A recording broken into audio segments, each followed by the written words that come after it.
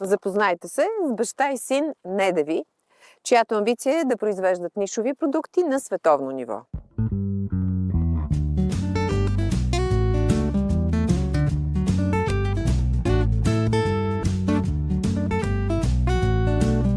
Как решихте да се захванете с ядки? Съвсем случайно. 1992 година закарах баща ми на един още от пазар. тогава? От 1992, да. Закарах баща ми на пазар в Бургас. Просто му свърших услуга да го закарам да продава домати, краставици и беше взел 5 чувала фъстък, 200 кг фъстък. И от Бургас се запознах с човек, който търсеше на едро фъстъци. И с баща ми имахме лек спор, докато решим да му ги продадем на едро. Той ще си ги продава на килограм. И оттам дойде идеята, че аз мога да се занимавам с ядки. И започнах с търговия на едро. И постепенно от 2002 година започнахме да преработваме ядки.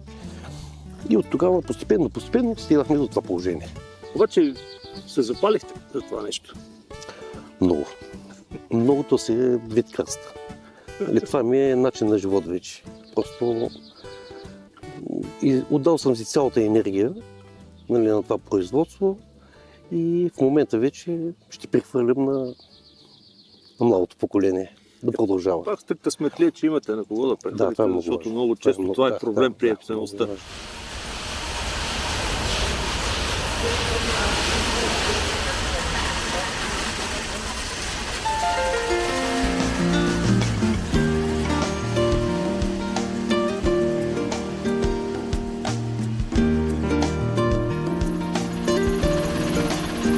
Стана дума за това, че сте изградили нещо изключително модерно.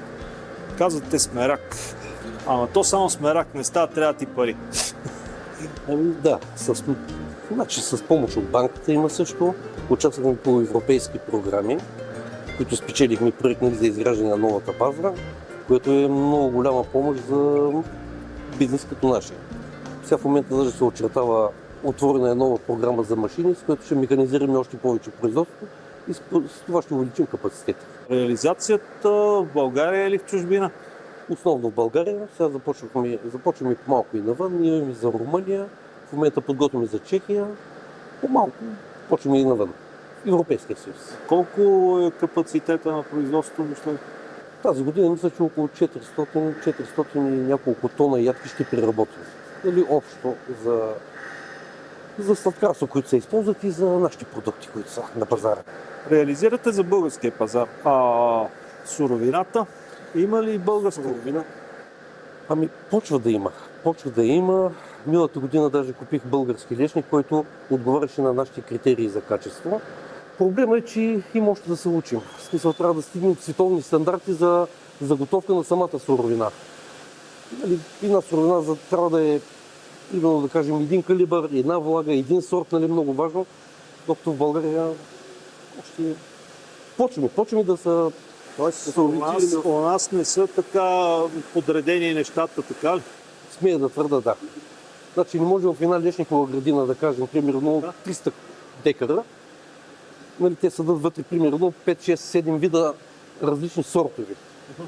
Всеки един различен сорт е с различна масленост, различен калибър, различна влага. За да преработим една продукция, при нас трябва да е строго калибрирана. Трябва да е един сорт, една влага. И това е много важно за нашите производители да го направят. Конкуренцията при вас е жестока. Да. Доста сте вече такива компании. Как се справяте с това? Конкуренцията ражда качество. Натискаме на качество и постепенно то се дава отражение. Всяка година има и ръст. И то сериозен ръст.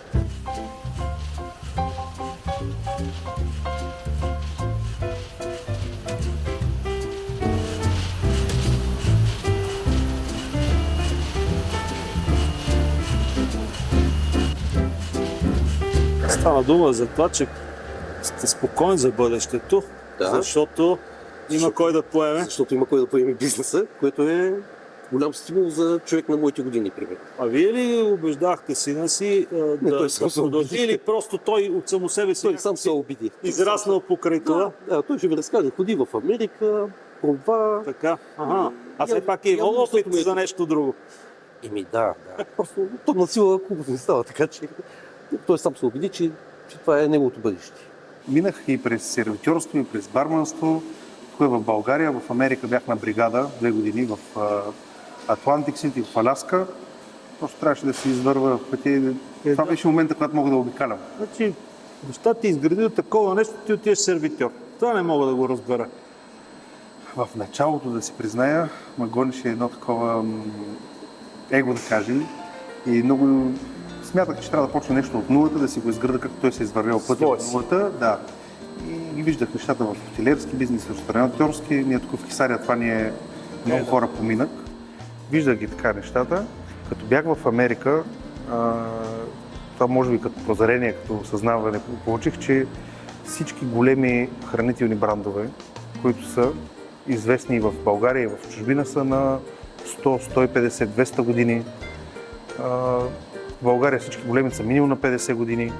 За разлика в IT сектора, примерно, където може да избухнеш с приложения, с сайт или нещо, което да е технологично насочено и в рамките на 2-3 години да станеш световно известен, хранителният бизнес изисква традиции, опит, време.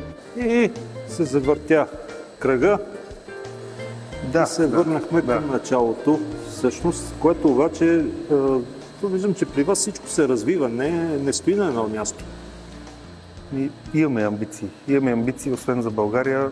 Силно вярвам, че трябва и в чужбина да продаваме и едно като обеми и като работа и така нататък. Другото е, наистина вярвам, че в България трябва хората да правим нишови продукти с високо добавена стойност и това да показваме на света.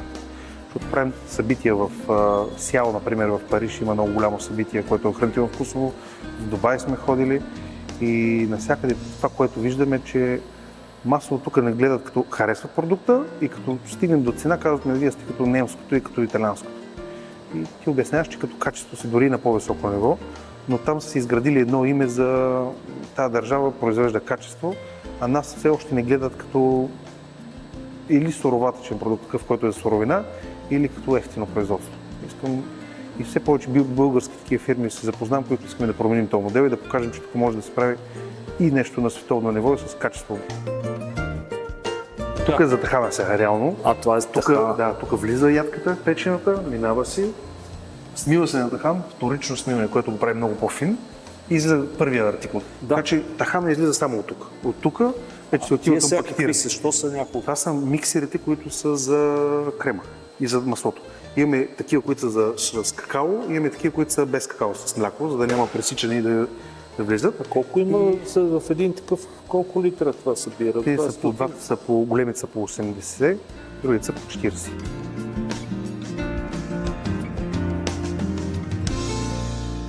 Цикъла на един продукт е около 18-20 месеца. След това трябва нещо ново да пуснеш на хората, за да може да им държиш интерес. Тоест на всеки 18-20 месеца трябва да пускаш нов продукта стига на един пик, в който вече няма повече къде да расте. Стигнал се обема от хора, които го консумират и го знаят. За да стигнеш до нови хора, трябва постоянно да пускаш нещо ново, интересно, да. 18 продукта правите. Не е ли много това? Даже има още рецепти, които разработваме. Много е. Това не е спецификата при нас, че в една малка ниша сме, където даваме огромен избор. Повечето от нашите конкуренти представят по-малък асортимент. Това не е конкурентно предимство. Че имаме много различни вкусове, имаме за всички ниши от клиенти, от без глутен, без мляко, без захар. Гледаме да угодим на всички потребителски нужди.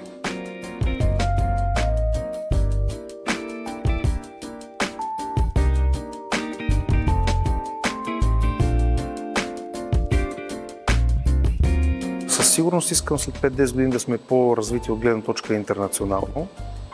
Да натискаме повече и за Европа, и за Близки изток също има интерес, защото там пък специфичното е, че в Европа, като кажеш български продукт, си някакси в края на Европа, а в Близки изток, като кажеш български продукт, те чуват европейски продукт.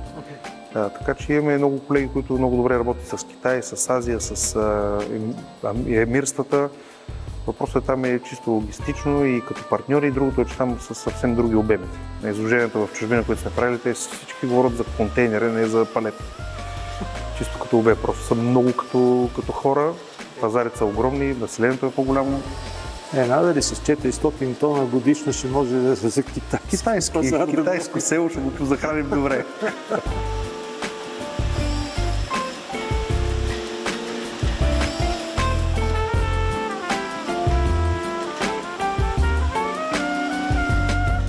Доста снимки на млади спортисти. Имате афинитет към спорта?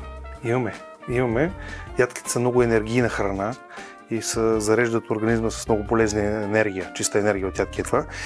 И затова сме насочени точно към спортисти, защото масово спортисти хапват и тахани, и фастъчено масло, те търсят и по-полезни алтернативи на течния шоколад. Това, което правим, като са без захар, с много ядка. И имаме кауза, която заделяме пък от онлайн магазина 10% към точно такива млади спортисти, такива, които все още изгряват, все още нямат световна слава, така да кажем. И реално малката подкрепа, която им даваме, е нещо значимо за тях. Дали да си помогнат турнир, участие в чужбина или един екип, пак е нещо, което биха Все някаква помощ, разбира да се. си оценили.